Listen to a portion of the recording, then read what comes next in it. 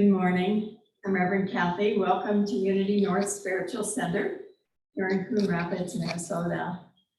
Both live and virtual. Our broadcast might look a little different today since our regular computer happened to start downloading right before service.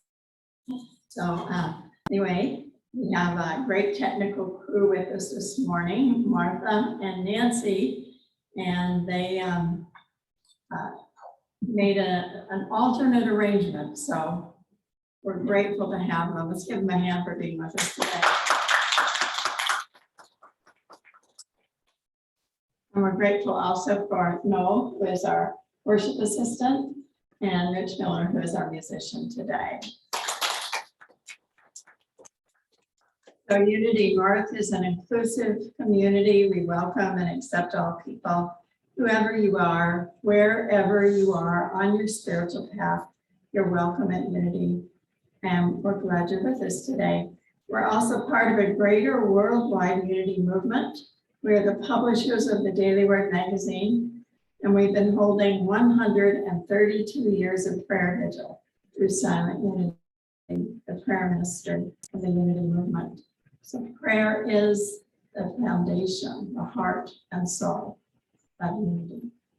And our prayer chaplain today is Susan Marie Lawler. And are you there, Susan, to wave? Okay. And I can't see the screen quite as well as usual. But anyway, so Susan, we're happy you're with us to serve in this way. She's available. You can call her right after service for prayer support, and her number will show up on the screen at announcements. And call her right after service. Anytime, say for the next hour after service, she's available. All right. And with that, I think we'll just move forward and have Rich guide us in our opening song. Great. We don't have PowerPoint today, unfortunately, so we'll play it by ear. You can. Sure enough. Please. All right. Well, welcome everyone, both here and online. Online now and online later. So this song is a Judy Blackwelder song. It's called Let Go and Let God, in honor of our daily word today. And like most of Judy's songs, it's fairly simple and easy to sing. The melody is repetitive, just subtly changes the words. So the chorus goes like this. Let go and let God, let go and let God, let go and let God be in charge, and let my worries go. And then it repeats that. So the verse goes like this. There's two of them. A similar melody. Some days I do, some days I don't, some days I will, some days I won't. But since you don't have the lyrics handy, we'll just have to imagine you and imagine that's the idea of it. So let's do the song.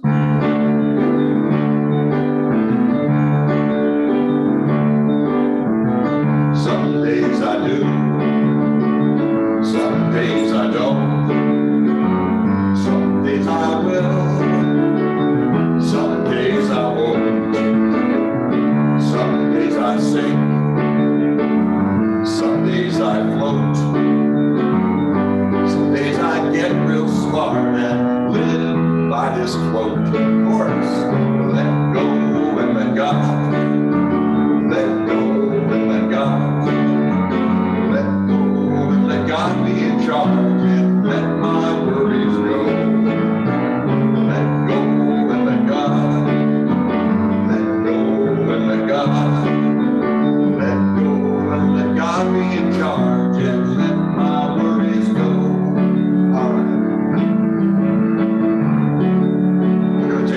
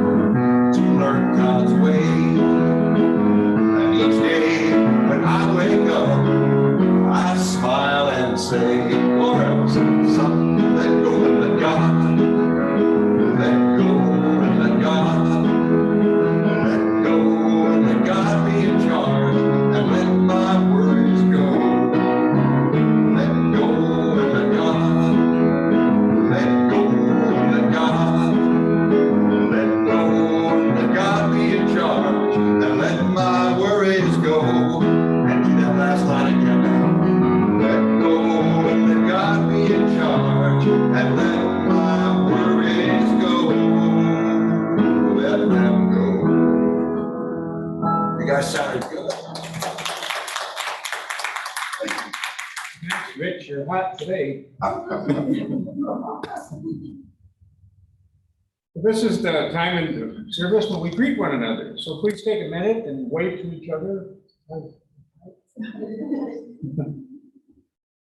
And usually we have people from the Zoom crowd also greet us, but we don't have the big screen on because of technical issues, difficulties. If there's anybody new here, please speak up, and both on Zoom or I don't see anybody here that's new.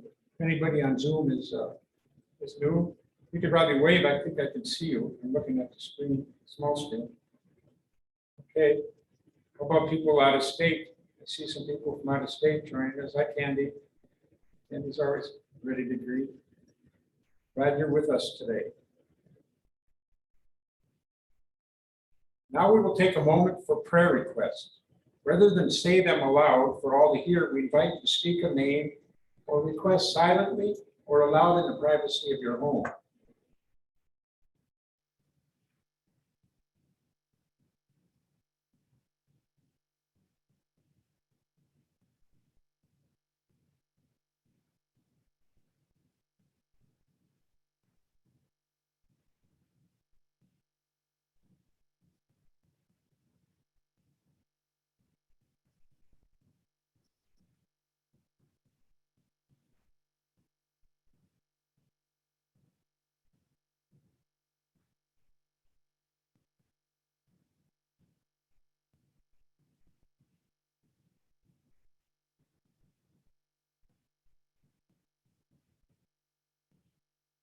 We give thanks in advance for these prayers, and we say, thank you, God. And so it is. Amen.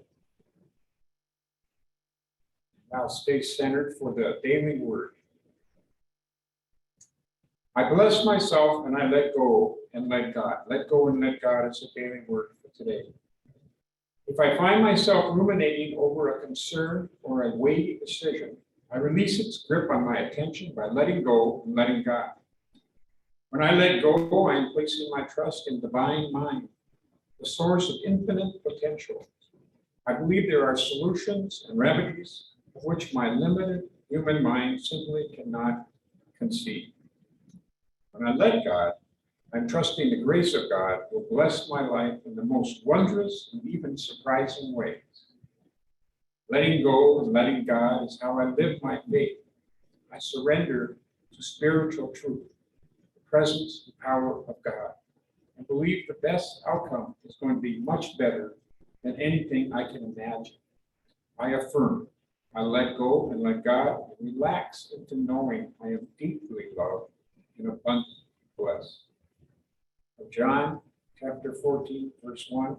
Do not let your hearts be troubled. Believe in God. Believe in also in me. Now, Rich will prepare us for meditation with a song. In the silence, there is a stillness, a sacred place that is there. In the silence, where every color blends and every rainbow ends, good is there. In the light, now you find that you know peace of mind. In the silence, your path is paved in gold, and all your dreams unfold. Love is there.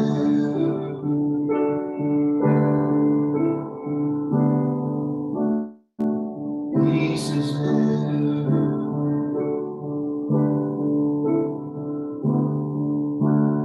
Truth is there.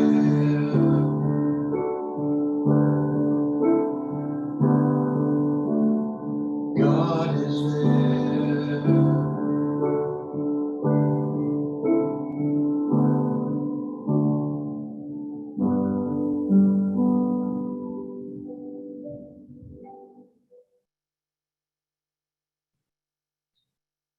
I invite you now to sit back and close your eyes for meditation. Take several deep breaths, feeling that relaxation move down through your body, and saying to yourself, I'm completely and fully relaxed.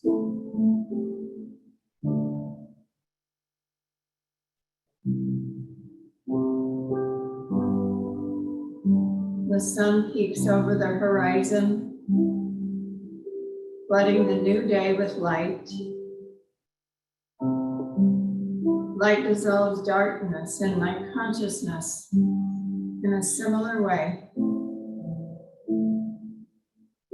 At a challenging time, my heart responds to the hopeful thought that this too shall pass. Hope grows into faith as my mind opens to divine wisdom that is always mine to claim.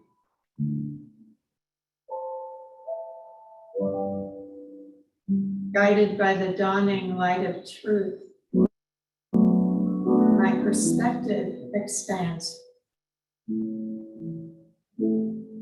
I see the way forward and follow it with confidence.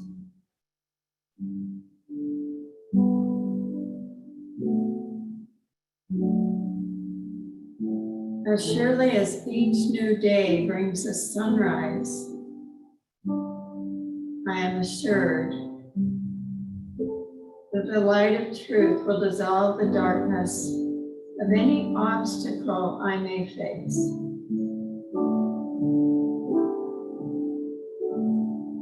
Knowing I am a powerful spiritual being, an heir to Spirit's abundant good, keeps my focus on the positive.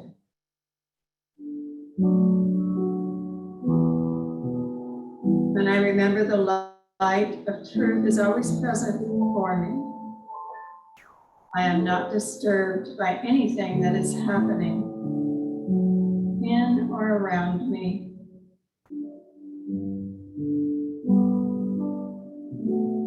I remain aware of the happiness and sadness,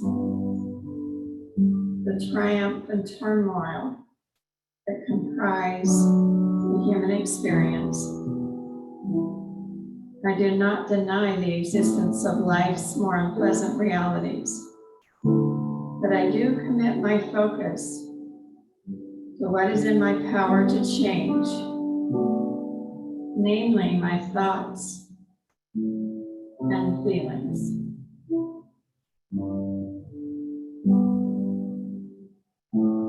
So I call forth that power of light. When I take a moment in the silence, just feel that light moving through every cell of my body, filling my being.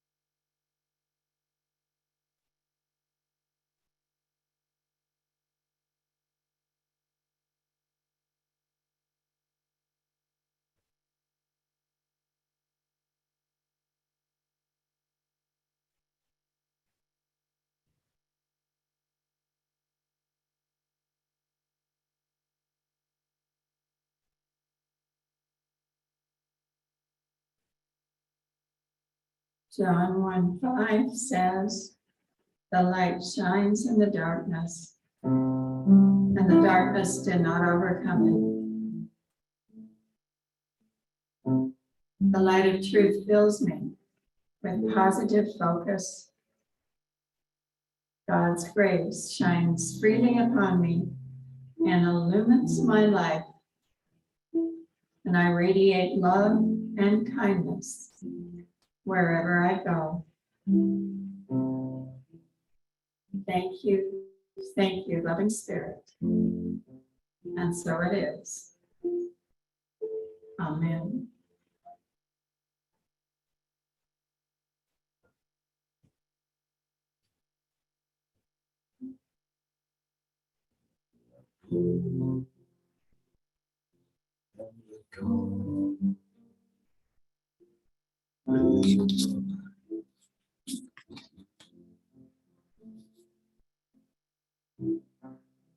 Share the love of God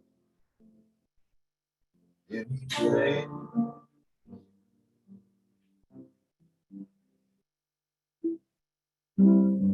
See the morning sun as a brand new start, and let go and let God into your heart.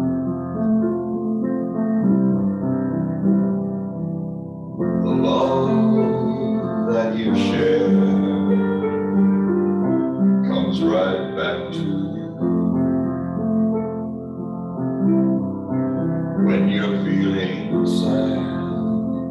Love can pull you through. Loving when you hurt is the hardest part. So let go and let God into your heart. Love can be so healing when it comes straight from the heart. The benefits are greater than we know.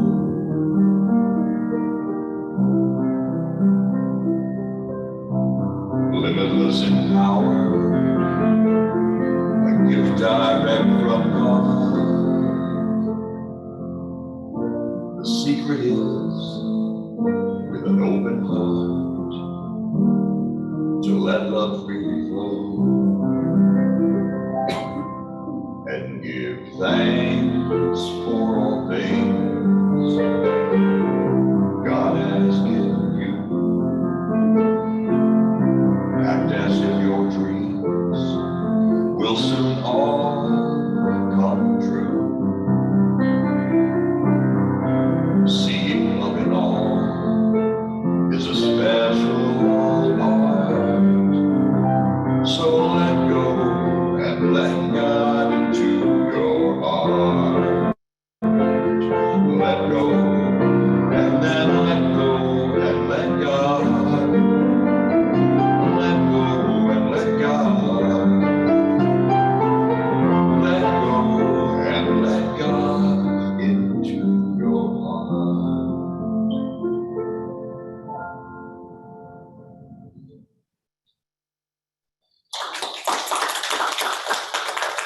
Thank you. So an allegory uses fictional characters to convey a hidden truth. My lesson today, called Leaving the Cave of Old Beliefs, is about reality, beliefs, and truth. The allegory of the cave came into being about 380 BCE when Plato published his Republic. And today it's considered an important part of Western literature studies. I know I learned about it in school. Can't remember whether it was high school or college, maybe both. How many of you remember learning about Plato's allegory of the caves? So you still that was a long time ago for me though, so I had to revisit it. But the allegory of the cave, there are many interpretations for, and some say the main idea of this allegory is the difference between people who simply believe what they see and call that knowledge, and those who understand real knowledge by seeing the truth beyond. The allegory actually digs into some deep philosophy, which is not surprising since it comes from Plato. Its main idea is the discussion of how humans perceive reality and if human existence has a higher truth. It explores the theme of belief versus knowledge. We can also see it as a description of our spiritual journey, or a way to view society collectively and as a story of our own personal development. So this allegory takes place in a cave with no light except for a fire. And there are prisoners chained, facing a wall.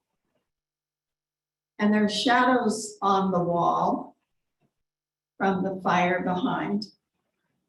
So there's no light at all except this fire, and the prisoners can't turn their heads. So all they see is this wall with light and shadows on it. And there's a raised platform that's between the prisoners and the fire, and people walk across this platform and they carry puppets. And the fire shines on the puppets and casts shadows of these puppets on the wall in front of the prisoners. And that's all they can see. So Plato theorizes that because that's all they see and know, that is what they believe and assume is reality. Simply these shadows and the light, and that's it. So this fake reality is all that the people in the cave know. They have no true knowledge of the real world. However, they fully believe that what they see on the cave wall is reality, and any sounds they might hear is the echoing sounds is their reality too. Plato further adds to the allegory by stating the prisoners will play a game. The game is guessing which shadows appear next. And when one prisoner guesses correctly, he receives praise from the other, who call him master. Plato uses the game to demonstrate the master may be praised by others in the same level of knowledge as him, but that he does not know truth. Thus, the prisoners are foolish when they choose to admire him. Now, this may be like us in some ways when we give our power away to others, thinking that they are more conscious or have more knowledge and authority than we do. But Plato's cave allegory proposes that one of the prisoners somehow escapes or gets free. And as that prisoner moves toward the fire, he's momentarily blinded by the light. And then as his eyesight returns, he looks around, he sees the fire, he sees the prisoners and the shadows, and he gains a whole new perspective of reality. And then he moves gradually out of the cave into the light and a new world, and gains an even greater awareness of reality. And so then after a while, when he has begun to sort of integrate this new change and gain some understanding, he returns to the cave in order to compelled the prisoners to come and have this new experience. And what do the prisoners do? The prisoners, first of all, they mock him, because what happens is the moment he goes back into the cave, he loses his ability to see in the darkness. So the prisoners mock him for not being able to see the shadows. And they're also afraid of what he's saying about this other reality. They're frightened of it. They don't want to hear about it anymore. And they also feel like, because he's now blinded by the light and can't see the shadows, they're afraid that that would be their lot. They would be blind if they go try this other reality. And Plato says that at this point, they may even become violent to the other prisoner as he continues to describe the outside world. So descending back into the cave becomes dangerous. So what is the meaning of this allegory? In many ways, it represents the difference between false beliefs and knowledge of truth. When the freed prisoner, who represents a seeker of knowledge, is finally able to see the real world and learn about it, he's able to have true thoughts about real things. When he's finally able to look at the sun and realize it brings life to the entire world, he's finally able to reach a stage of understanding. So Plato's cave allegory also shows that what we might call stages of the spiritual path. The first stage, that of the prisoners in the cave, is unconsciousness. We begin in innocence, but we are not yet awake to the truth. In that sense, we are imprisoned by limited beliefs. In the next stage, we experience an awakening. Somehow a call or an inner prompting helps us to free ourselves and awaken enough to look past our former beliefs. We realize there's more to life than the physical material realm. And here's a contemporary example of that. So David and his brother Michael were complete opposites. Michael was a very successful businessman, while David would do temporary work at dude ranches or parks and resorts. And Michael kind of worried about his brother and wanted to help him, so he was always sending him photos. One would say, "My new sound system." He's trying to entice him to the good life. "My new sound system," or "my new condo," "my new car," and on and on. But his campaign ended when David sent him a large poster with a stunning picture of Grand Teton National Park. And David had written on the back, "My backyard." Two sets of beliefs, two completely different realities. But David realized there's more to life than the physical material realm. So next, after the stage of awakening, we take a journey. We leave the cave of our old beliefs and we find a whole new world. Our perceptions change and we become more conscious. We begin to see the actual sun and its light, which is to say we perceive a greater reality and we find understanding. And finally, we find the prize or enlightenment, which Plato called the form of the good. We realize the truth of ultimate reality and know our oneness. And then there's the return. It's often considered a final stage on this spiritual path, where we return home to share our gifts and our knowledge and wisdom with others.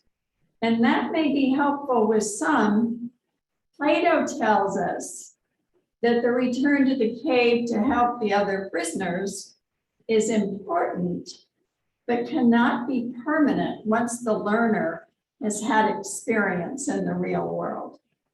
Once a human being gains knowledge, going back to complete ignorance is impossible.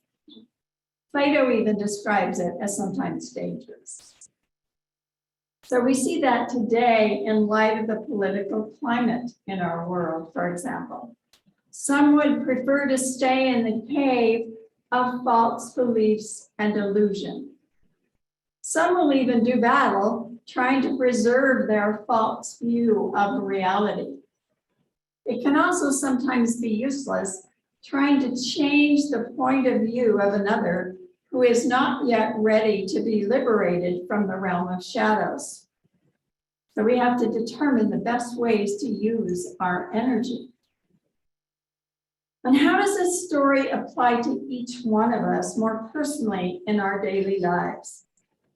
Well, we learn certain beliefs from parents, teachers, neighbors, friends, and we learn them in childhood, and some of them are negative. It's said that a child between the age of 4 and 6 is like an open sieve, just taking in everything and believing what they are told.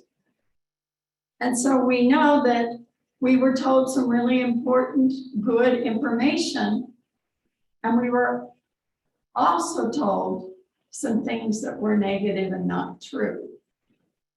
And we may have been told, be a good person, don't touch a hot stove, don't run in the street.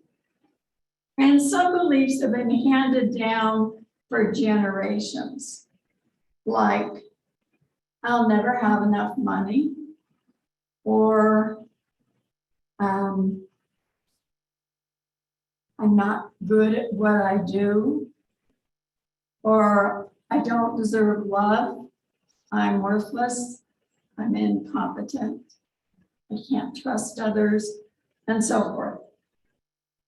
So these beliefs tend to persist because we internalize them and we repeat them over and over.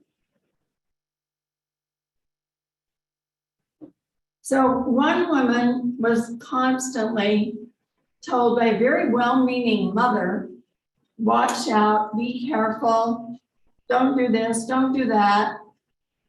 And in the extreme, so by the time she was 29, she was agoraphobic. So we take these things in and they run the show subconsciously. Over the last 100 years, we have learned that everything we believe is in our body. And try slouching for a minute. Just go ahead, try slouching. And while you're there, say to yourself, I am strong and powerful. Now sit up straight. Put your head up, say it again. I am strong and powerful. Can you feel the difference?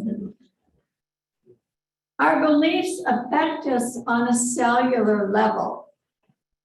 We may wake up in different areas of our lives until we are fully awake.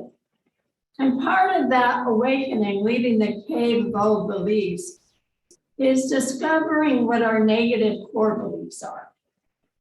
And 2 ways to discover them are, first of all, ask, where in my life do I feel stuck? Where in my life do I feel stuck? For example, a man would not allow himself to get into a personal relationship based on an old core belief that he would be abandoned. So where do you feel stuck? And try to access the related beliefs. I was really terribly shy as a child. I mean, painfully shy. It's bad enough being an introvert, but when you have shyness on top of it, that's a whole other story. And that went all through my childhood, my teens, into my 20s and 30s. I improved every decade though. So the thing about that is I figured out the core belief. And the core belief had to do with the traumatic incident in my childhood where my house burned down. I talked about that before. And because it happened, because my father was unconscious at the time, and my brother tried to help and meant well, but because of the two of them and their unconsciousness, you could say, the house burned down. And so I realized my core belief that I learned from that experience was I cannot keep my life or my loved ones cannot keep me safe. I cannot trust my loved ones to keep me safe. And so I had to counter that belief with its opposite. So the universe always keeps me safe, and my loved ones are there to love and support me. So you find a core belief and you counter it. You find an opposite belief, and you begin to replace the old with the new. So then I also had to counter those feelings of being afraid to speak out. And I did that by, first of all, doing it more with friends, and then doing it in the classes I took. And then I signed up in school to go into education of all things, because when you go into education, you have to learn how to speak publicly. And so I had to take speaking classes and even some acting classes. And I didn't know whether I was going to survive it. Truly. They say the number one fear of all people is dying, and the number two fear is public speaking. So you have to get through the second one if you want to make it first. So anyway, we may not always access the exact core belief creating a certain issue, but we can begin to overcome behaviors associated with it that we would want to change by risking some positive experiences. And I say risking because it is a risk. And a second way to discover core beliefs is, for example, fill in the following sentences with your own words. I am, you are, the world is. And do it really fast. I have to do it right this moment. I am, you are, the world is. See what you come up with. And then later, looking back at it, notice the tenor. Was it negative? Do you have negative assumptions? Positive and so forth. So that can help you tap in as well. And how else do we change these core beliefs? A branch of psychology would say cognitive therapy. This includes restructuring old negative beliefs by replacing them with positive. That sounds a lot like unity to me. We do a release statement first. For example, say somebody feels like they're not getting enough help in their lives. I release my fear. I will never get the help I need to keep me from overwhelm. And then we affirm, I now have the ability to create and attract all the support I need. So I gave someone an example a few days ago of another way to overcome fear, and that's creating a special place in your mind. You just really create this special place. And in nature, imagine this beautiful spot where you would want to be, and as your own special place. Maybe it's by a river or a stream, maybe by the ocean, maybe in the mountains, somewhere absolutely beautiful to you. And there's a comfy place to sit. And you have Perhaps you call angels to be with you there, or divine beings, maybe animals or animal spirits, whatever you want. And this is your safe, special place. And you go there when you're fearful or when things are too negative. You take yourself to that special place. And you keep building it and you envision it very, very clearly. And so instead of fear or stress, go there in a moment. You get to where you can just go there in a moment until it becomes stronger than the fear. You know, Hindus tell us that the life we are living is Maya, the realm of illusion. The idea that we may not know what true reality is becomes the basic meaning of Plato's allegory. And this theme comes up in many books and movies quite often, giving us a chance to question our own perceptions. Do you remember the Truman Show? That was with Jim Carrey. He played the main character, Truman Burbank, who discovers he's living in an elaborately created reality TV show. And he's the only one who doesn't know it. And that discovery shakes his entire understanding of the world. And then there's the Lego movie, you know, that though meant for children, it explores the same idea as the allegory of the cave. As Emmett discovers he's just a plaything for his boy and his dad. In the book Fahrenheit 451, a book by Ray Bradbury, society becomes the fake reality, and the main character has to ascend to true reality as he pulls away from society and its rules. In the Marvel movies about Doctor Strange, played by Benedict Cumberbatch, he plays this medical doctor who, through a trauma, has these mystical experiences, and he ends up going to multiverses. They call it multiverses, countless multiverses. And the last few nights on Netflix, I've been watching a series with my friend Rebecca. So if you know, Rebecca's with us virtually.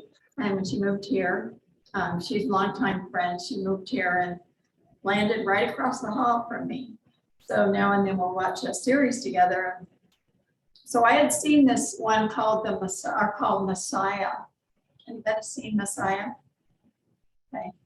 Well, I saw it a couple of years ago, but I needed to remember some parts I wanted to. I thought I'd share it with Rebecca. And so we've been watching it.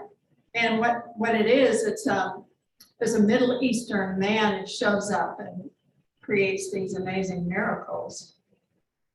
And by the time as the movie progresses, he has created chaos in the Muslim, the Jewish, and the Christian worlds, and attracted thousands of followers who are calling him Messiah. And it's what it does, it takes you on a mind trip into what is reality here? Is he real? Is he not real? And you'll start thinking he's real, and then you'll get a curveball and you'll think he's not real, and then you'll think he's real again. It's an amazing experience to watch this. There are only 10 episodes because they did not renew the second season because the film was too controversial to many groups, I'm sure. But it's even given that, still it's worth watching the 10 episodes. It's not lightweight. It's not lightweight, it's kind of heavy, but it's very, very thought-provoking about this idea of reality and what we do in following others sometimes. So the allegory of the cave proposes one of life's ultimate questions. What is reality? What is truth? According to the allegory, reality is dictated by our perception of it.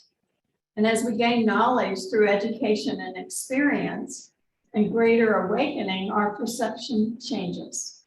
And we come to know ultimate reality or truth, if there is such a thing. We have yet to tap into multiverses beyond our awareness. So the idea of the cave is intriguing. You know, it's a place of imprisonment and yet also of gestation. We think about our 9-month gestation in the womb and our journey through the birth canal into more light and a whole new world. We can also think of the tomb. This takes me to the tomb of Lazarus, where Lazarus was a great friend of Jesus. And Lazarus sickens and dies before Jesus can reach him.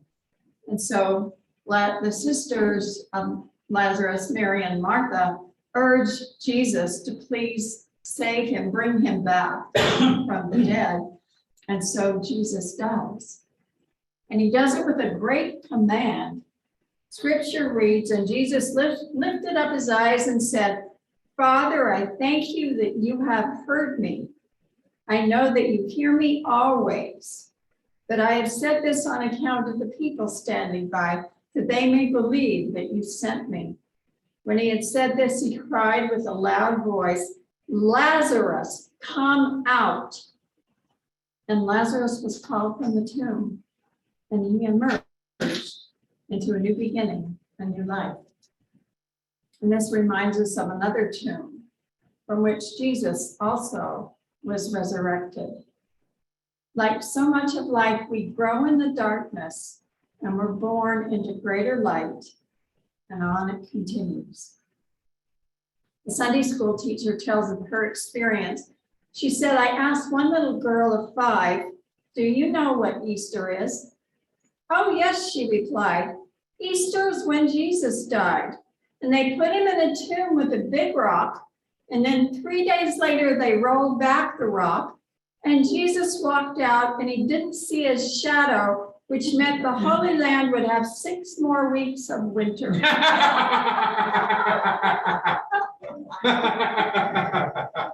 Interesting belief. Yeah. So what else can we learn from this allegory of the cave, aside from all that I just covered? There's been much written and debated through the centuries. For me, it also brings up lessons of forgiveness and compassion. You know, I think of Jesus on the cross when he said, Father, forgive them. They know not what they do.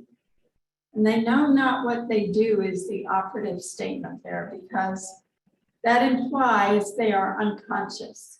They are not yet awake. In some way, they're like the prisoners in the cave. There may be some people who are simply innocent and harmless, but still asleep. And there are those unconscious ones who would hurt others, those who are unkind or uncaring, those who take no responsibility for the harm they create. They generally have rigid beliefs that cannot be changed and that are used to justify behavior. We do not need to become judge and jury, but one thing we can do is remember Jesus's words, this allegory perhaps, and call forth our compassion and forgiveness. Just because that's very easy to say, though, does not mean it is easy to do. That is why we call it spiritual work. Remember, even as you consider Plato's allegory, though, it is only one model for seeing reality. Let it help you deepen awareness and gain understanding, and then continue to stretch beyond it, being ever the seeker for greater truth. Thank you. God bless you.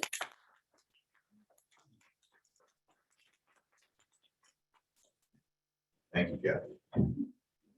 When you first started, I was leaning toward doing a song that I wrote called Move Into the Light, with the cave model or metaphor. Move into the light, step out of the shadows. And instead, now, as a result of where you ended, I'm going to do a song called When Tomorrow Becomes Today. because it's, for me, this song represents not just here's today and tomorrow is, after midnight or something like that, but every moment. There's the present moment and then there's the next moment. And we can choose, each of us, to say, you know what? This is no longer serving me, this behavior, this attitude, this belief, whatever. I'm going to let it go, and I'm going to adopt something new. So that's what this song is.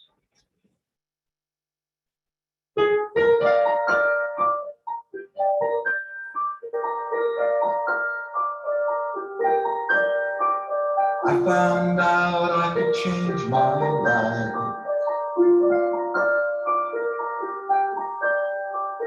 I found out I could change my life.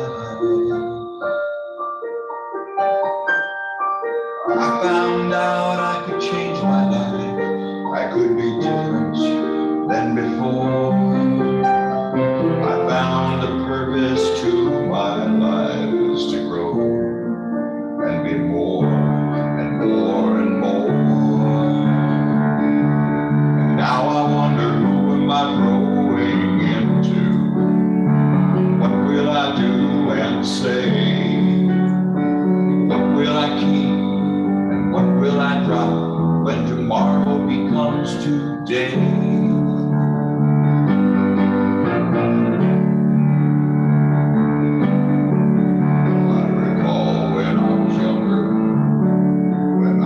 Than I do now. Silly mistakes, I know I made them. They don't seem to matter anyhow. I know I thought I'd be young forever, and I was certain what I should do. I was convinced I had all the answers. Now I know that isn't true.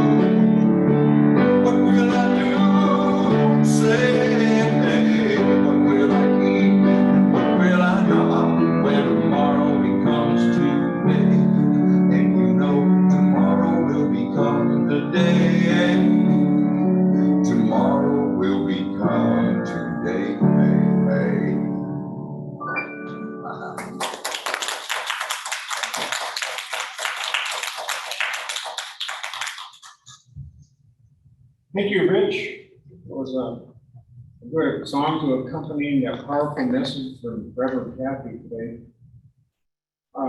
Messiah, is that on Netflix? Yes. It's on Netflix. This is the final.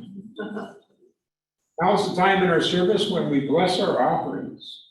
So please take your offering in your hands or hold it on your heart and stay with me.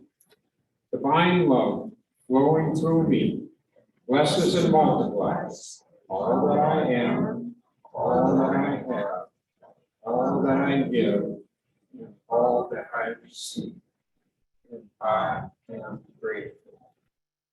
Now Rich will play another song for us. Well, this song is from Hiram Titus, and it's called I Am Alive, Aware, and Awake. And one of the things that's fun about this one, unfortunately, again, because of our technical difficulties, you don't have the lyrics in front of you. But one of the things about this one is there's a double clap at the end of each line on the chorus.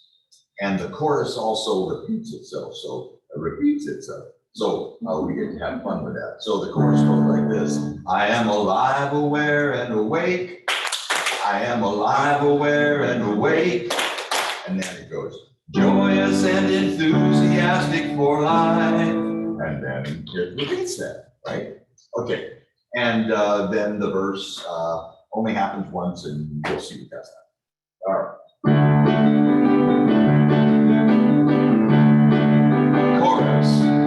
I am alive, aware, and awake. I am alive, aware, and awake.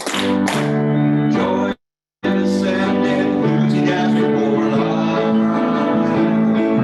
I am alive, aware, and awake. I am alive, aware, and awake. Joyous and enthusiastic for life.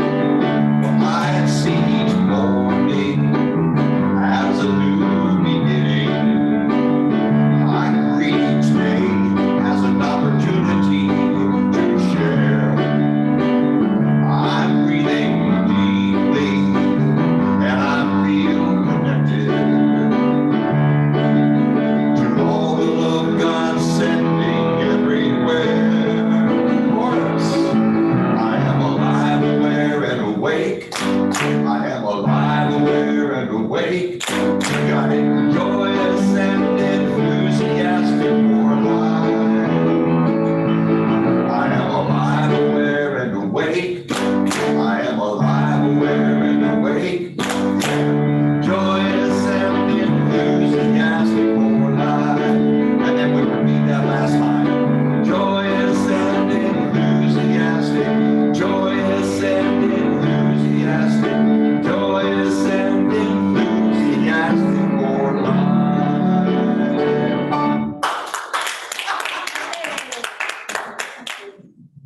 That's great. That's a pretty lively song. We can dance our way out of here now. Yeah. After the service. Now it's time for the community announcements for Sunday, July 31st. This week, the Karma and Reincarnation class with Reverend Kathy begins on Wednesday, August 3rd, and will continue for 4 Wednesdays. That's from 6:30 to 8:30 on Zoom. Please register so you get the link to attend. And this class will explore the unity perspective on reincarnation, examine other religious beliefs about past lives, discover some amazing case histories, practice techniques for accessing previous lives, and experience the healing power of regression. The men's group is taking a summer break and looking for new leadership. If any of men are interested in leading a group in the fall, please contact Reverend Kathy. Shamanic Foundations of Celtic Spirituality series with Carl Jung starts on Tuesday, August 2nd, or will be this Tuesday, August 2nd. I guess it's been going ongoing. It's at 7 o'clock on Zoom. The topic this week is, I can't say this word, Lognasad, which is a feast of the first harvest. Register with Anne and Joe. Family Promise, one of our important outreach organizations, hosting a fundraiser event on Sunday, August 7th, from 4:30 to 7:30 p.m. This is the intriguing part at Invictus Brewing Company in Blaine. This is an opportunity to meet the team at Family Promise, have an appetizer, and learn what is happening at the organization. It is a free event in an open house, and you are welcome to arrive anytime, but doesn't say anything about free beer, so you might have to buy it. Mark your calendar. All you need is love event on Saturday, September 10th. Fun and fundraiser, flea market and concert with Amy Adams singing Beatles music. More information to come next week. I assume that's going to happen here. Yes. So that should be a fun event as well. This is something that's not probably on the computer, but next Sunday, August 7th, our guest speaker is Reverend Barbara Winter Martin, and their title is Watermelon, Summer Spiritual Practices. Doesn't that just sound like Reverend Barbara? That should be fun. When life heats up, we want to keep cool. Reverend Barbara Winter Martin will explore how we can keep our cool, peace, and happiness, regardless of what is happening around us. And today, the third chaplain is Susan Marie Lauer, 612-850-2129. Give her a call and pray with somebody. Thank you, Mel. All right. So I want to just thank our team today. Thank you so much to Nancy and Martha for improvising and doing a last minute shift with our technology so that we could still broadcast today, even though we didn't have PowerPoint. So let's give them a hand. And thank you so much to Noel, as worship assistant, great as always, and to Rich Miller, a musician today. Thanks so much. Now let's stand, those who are here, and speak our prayer for protection. See if you know it without the words now. Okay, together. The light of God surrounds us. I am the light of God. The love of God enfolds us. I am the love of God. The power of God protects us. I am the power of God. The presence of God watches over us. I am the presence of God. Wherever we are, God is, and all is well. And now let's join together in our peace song.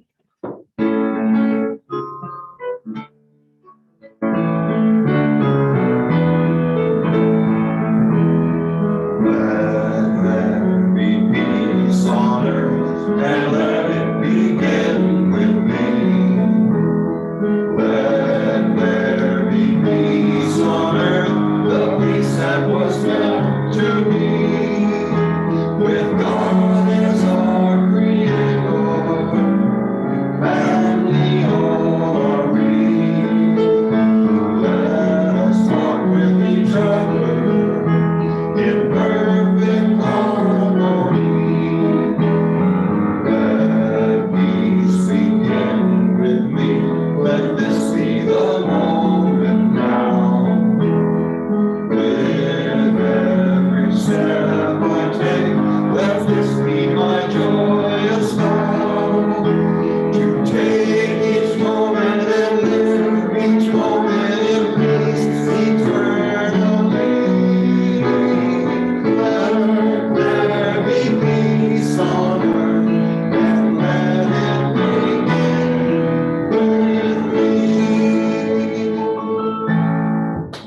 Have a blessed day. And thank you all. We can't do social time, unfortunately, because of our technology issues as far as the sharing with our virtual people. But we hope you have a wonderful week and look forward to seeing you all next week. That doesn't mean you can't do social time here.